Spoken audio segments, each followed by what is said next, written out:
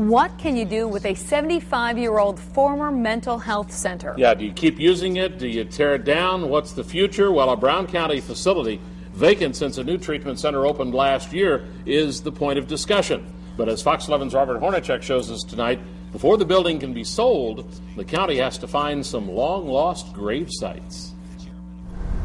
It's a facility with a long history. It's a beautiful building. It needs some TLC. In the eyes of county leaders, the old mental health center should have a future. It is a very good structure that's had served us very well over the decades, and we think it's still got a good future. But we do need to determine what that is. The county's director of facilities gave us a tour of the building. It's been in operation since the 1930s. An addition was built in the 60s. But last year, when the new treatment center opened down the road, the facility became vacant. Meanwhile, the county is spending about $100,000 a year for utilities and security. While the building does need some work, County Executive Tom Hinz says it has potential. This building does not deserve to be torn down. Tearing it down would cost $1.1 million. Hinz wants to see it renovated, and soon. In 6 months or a year, something has to be done with this building. It's a big white elephant for Brown County. Hinz says several people have looked at the building, including some in healthcare and education.